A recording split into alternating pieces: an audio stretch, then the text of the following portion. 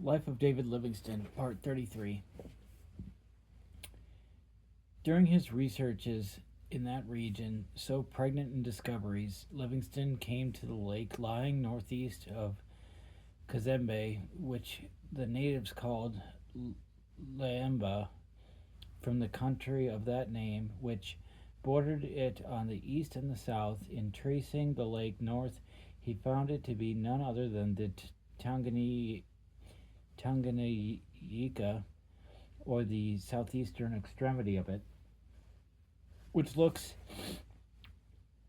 on the doctor's map very much like an outline of Italy. The latitude of the southern end of this great body of water is about 9 degrees south, which gives it thus a length from north to south of 360 degrees geographical miles.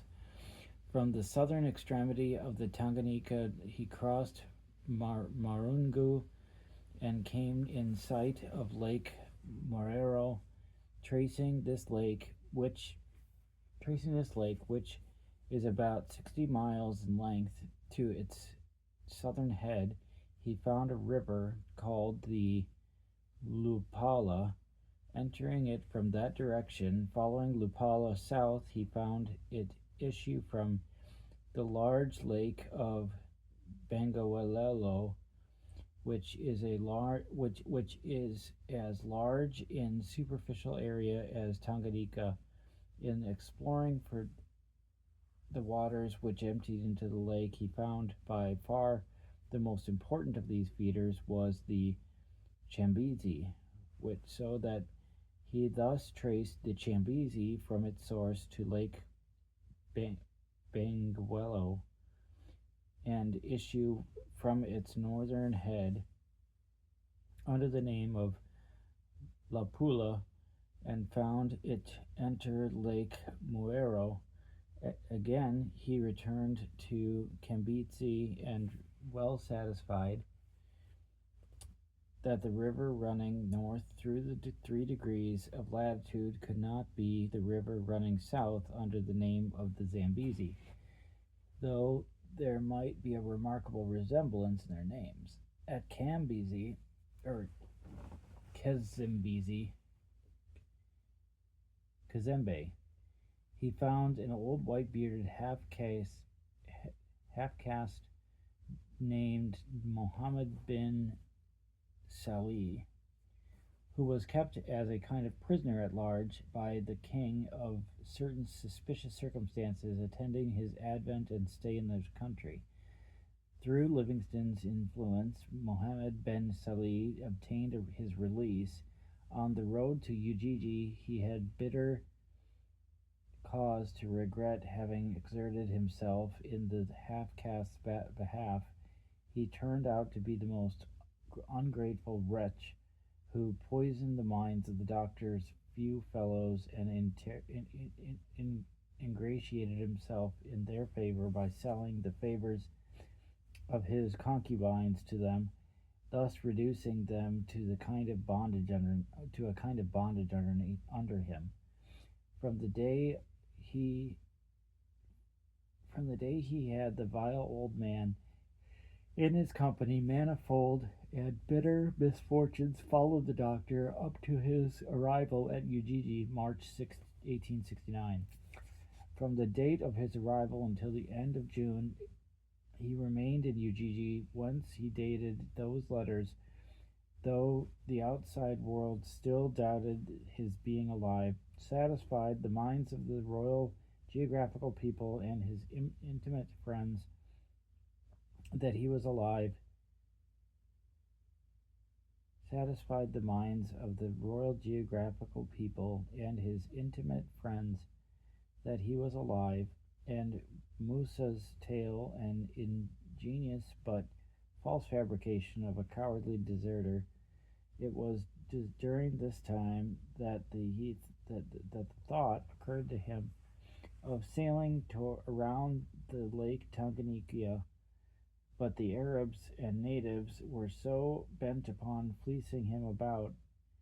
Had he undertaken it, the remainder of his goods would have been taken and enabled him to explore His goods would not have enabled him to explore the central line of drainage, the initial point of which he found far south of Kazembe in about the latitude of 11 degrees. In the river Kembenzi, in the days when tired Captain Burton was resting in Ujiji after his march from the coast of near Zanzibar, the land to which Livingston, on his departure from Ujiji, bent his steps, was unknown to the Arabs save by vague report. Messrs. Burton and Speck never heard of it. It seems Speck, who was the geographer of Burton's expedition, heard of the place called Urawa, which he placed on his map according to the general direction indicated by the Arabs. But the most enterprising of the Arabs, in their search after ivory, only touched the frontiers of Rua, as the natives of Livingston called it, for Rua is an immense country with a length of 6 degrees latitude and yet an undefined breadth from east to west. At the end of 1869, Livingston took Dachau at Ujiji and crossed over the Ugaha on the western shore, and his last and greatest series of explorations, the result of which was the discovery of a series of lakes of great magnitude, connected together by a large river called by different names as it left one lake to flow into another. From the port of Ugaha, he set off in company with a body of traders in an almost direct westerly course through the lake country of Ugaha. 15 days' march brought them to Bambar, the first important ivory depot in Manyema, or as the natives pronounced it, Manuyema. For nearly 6 months he was detained at Bambre from ulcers in the feet, with copious discharges of bloody ichor oozing from the sores as soon as he set his feet on the ground. When well, he set off to a northerly direction, and after several days came to a broad lacustrine river called the Lualaba, flowing northward and westward, and in some places southward, in a most confusing way. The river was from 1 to 3 miles from 1 to 3 miles broad. 1 to 3 miles broad. By exceeding pertinacity, he contrived to follow its erratic course until he saw the Lualaba enter the narrow but lengthy lake of Camolondo in about latitude 6 degrees 30 minutes south. Retracing it south, he came to the point where he had seen the Laupula enter Lake Muero. One feels quite enthusiastic when listening to Livingston's description of the beauties of Muero scenery, pent in on all sides by high mountains, clothed on their tips with the richest vegetation of the tropics. Muero discharges its superfluous waters through the deep rent in the bosom of the mountains. The impetuous and grand river roars through the chasm with the thunder of a cataract, but soon after leaving its confined and deep bed, it expands into the calm and broad Lualaba, expanding over miles of ground, making great bends west and south, then curving northward, enters Camololondo. By the natives it is called the Lualaba, but the doctor, in order to distinguish it from the other rivers of the same name, has given it the name of Webb's River, after Mr. Webb, the wealthy proprietor of Newstand Abbey, whom the doctor distinguishes as one of his oldest and most consistent friends. Away to the southwest from Camelot is another large lake which discharges its waters by the important river Loki or Lamani into the great Lulalaba. To this lake, known as Shabungo by the natives, Dr. Livingston has given the name of Lincoln, to be hereafter distinguished on maps and in books as Lake Lincoln, in memory of Abraham Lincoln, our murdered president. This was done from the vivid impression produced on his mind by hearing a portion of his inauguration speech read from an English pulpit, which related to the causes that induced him to issue his Emancipation Proclamation. To the memory of the man whose labors in behalf of the Negro race deserve the commendation of all good men, Livingston has contributed a monument more durable than brass or stone. Not a moment, though. Livingston has contributed a monument more durable than brass or stone. Entering Webb's River from the south-southwest, a little north of Camelolondo, is a large river called the Lufira, but the streams that discharge themselves from the watershed into the Lualaba are so numerous that the doctor's map would not contain them. So he has left all out except for the most important. Continuing his way north, tracing the Lualabas through its manifold and crooked curves as far as latitude 4 degrees south, he came to another large lake called the Unknown Lake. But here you may come to a dead halt and read thus: asterisk, asterisk, asterisk, asterisk, asterisk, asterisk. Here was the furthermost point. From here he was compelled to return on the weary road to Ujiji, a distance 600 miles. In this brief sketch of Dr. Livingston's wonderful travels, it is to be hoped that the most superficial reader, as well as the student of geography, comprehends this grand system of lakes connected together by Webb's River. To assist him, let him procure a map of Africa embracing the latest discoveries. 2 degrees south of the Tanganyika and 2 degrees west, let him draw the outlines of the lake, its greatest length from east to west, and let him call it Bangwelo.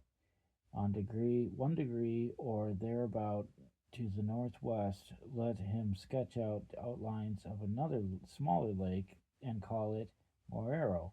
A degree again north of Morello, another lake of similar size, and call it Camelondo, and still a degree north of Calimandondo, another lake, large and as yet undefined limits, which, in the absence of any specific term, we will call the Nameless Lake. Then let him connect these several lakes by a river called after their different names. Thus the main feeder of Bangwelo, the Chambezi, the river which issues out of the Bangwelo then and runs into Morero and Laupula, the river connecting Morero with Colomolobo, Webb's River, and which runs from Camelondo into the Nameless Lake northward, the Lualaba, and let him write in bold letters over the rivers Chambezi, Laupula, Webb's River, and the Laulaba, the Nile. For these are all one and the same river. Again, west of Morero Lake, about 1 degree or thereabouts. Another lake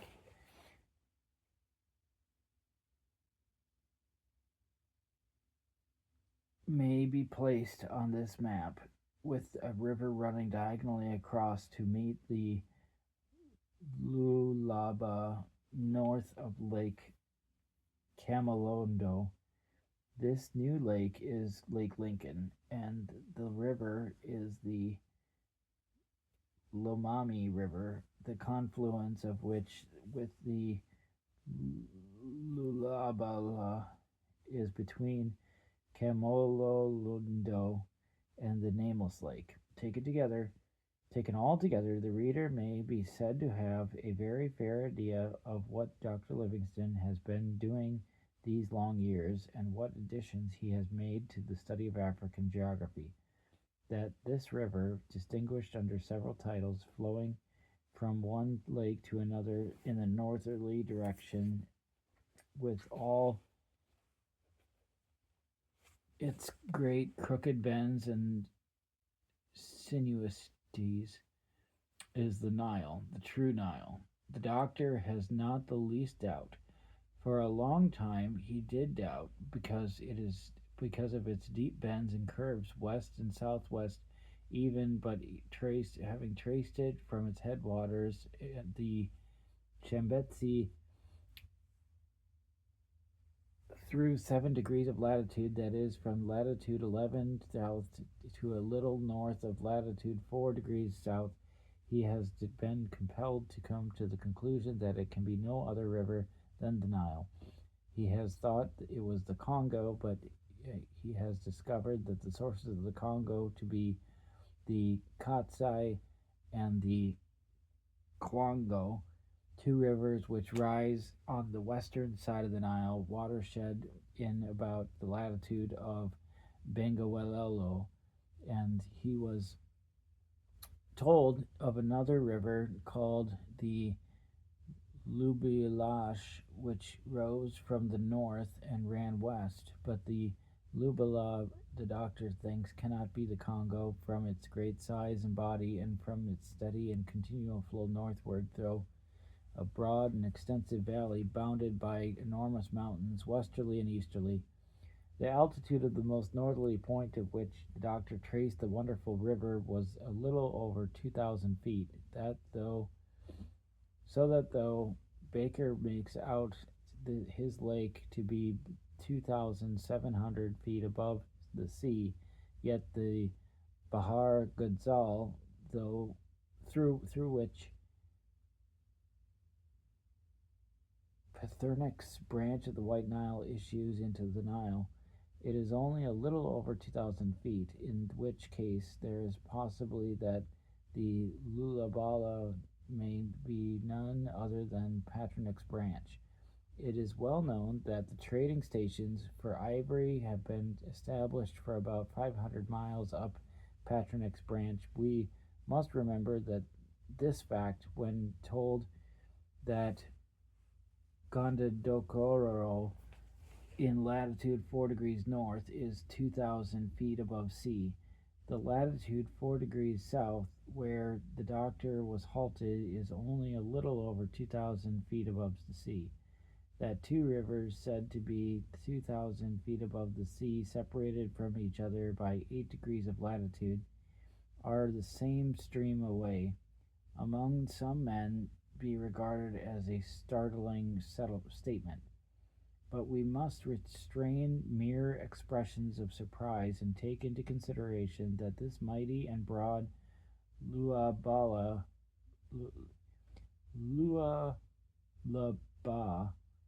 is a lacustrine river broader than the Mississippi, and think of our own rivers, which, though shallow, are exceedingly broad. We must wait also until the altitude of the two rivers, the Lualaba, where the doctor halted, and the southern point of the